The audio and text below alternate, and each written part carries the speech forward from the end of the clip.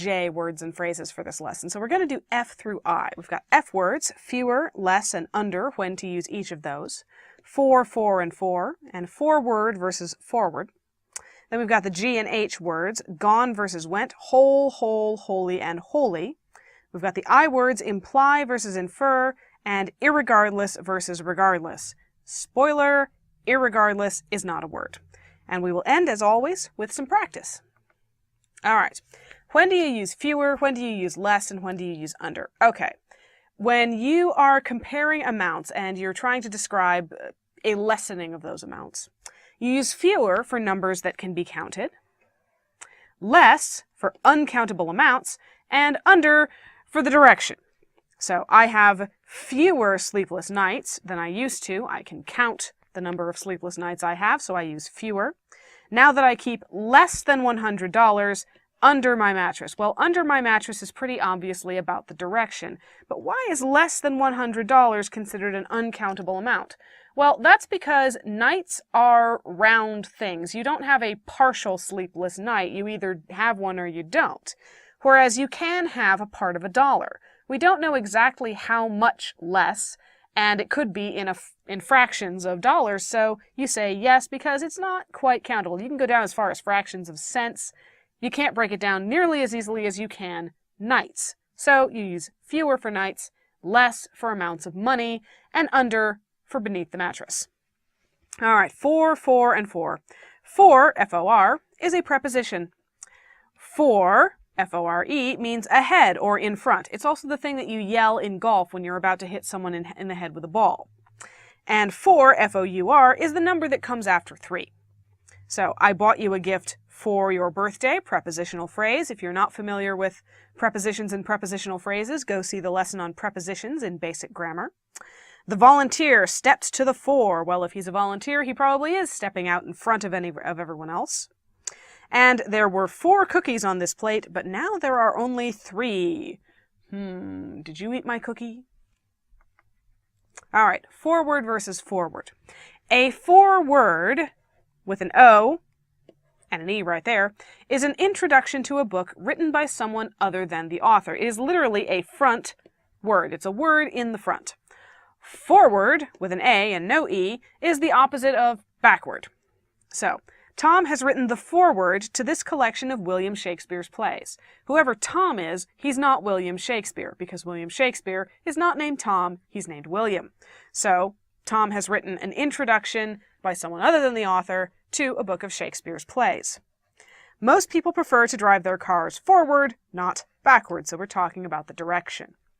All right, gone versus went. A surprising number of English speakers, even native English speakers, get this one mixed up. Gone is the form of the verb to go that goes with has or have. Went is just the past tense of go, and it doesn't go with anything else. So if you're using has or have, always use gone. If you're not using has or have, you can use went. I have gone fishing and will return later. We use the have, so we say gone. You won't say I have went fishing. It's just wrong. Yesterday I went fishing, simple past tense, no has or have, and today I came back. So we use went for that one. All right. Whole, holy, and holy. Ah, the source of 1,000 church puns. A whole, with just an H, no W, is an opening. Whole, with a W, is an adjective meaning entire or complete, or a noun meaning meaning entirety. So, there's a hole in the bucket, so the bucket leaks. There's an opening in the bucket. There's a gap in the bucket and the water's coming out. I'd like to throw the entire whole bucket away. Now that we're talking about the entire bucket, not just the little pinhole in it, we use the W. However, with buckets, the whole, the entire bucket, is greater than the sum of its parts. I'm not sure why that's actually relevant to throwing away a bucket that had a hole in it, but now you know. Now we come to the E's, holy and holy.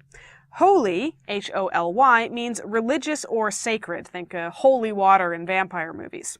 Holy, with a W and 2 L's, means entirely or completely. It is, of course, related to whole, with a W. So King Arthur's knights went in search of the Holy Grail, just the H. When they found it, they were wholly, entirely, tired of looking. All right. Imply versus infer. This is a pair of words that confuses even native English speakers, drives them up the wall. Here is the way to remember. Imply means to indicate without being explicit. Infer means to conclude from evidence. Here's how you keep them straight. Imply comes before infer, both in the alphabet, because M comes before N, and in terms of time. Somebody has to imply something before you can infer it. They must imply before you can infer. They have to suggest or indicate before you can draw conclusions from what they say. So imply with the M comes before infer with the N. If you can remember your alphabet, you can now keep these two words straight in time. You implied that there was a surprise for me in your bag. Because your bag meowed, I inferred that the surprise was a cat. All right. Irregardless versus regardless. I'm going to say this once. Remember it. Burn it into your brain. Irregardless is not a word. It's never a word. It's not an English word. It's not a word in any language I speak. It's not a word. Anyone who says or writes irregardless is being dumb. Don't do dumb things. Don't use irregardless. Irregardless is not a word. Don't use it. Never, ever, ever, ever, ever use it. Use regardless instead to mean in spite of or without regard. Our example sentence, we will have a picnic tomorrow regardless of the weather. All right, let's do some practice. Choose the correct answer from the choices in each sentence. Fewer than, less than, or under 10 people know the story I'm about to tell you. At the fore of the ship was a carved figurehead. This book has a foreword by the author's son. He has gone or went to Disneyland 3 times. I can't believe you ate a whole carrot cake.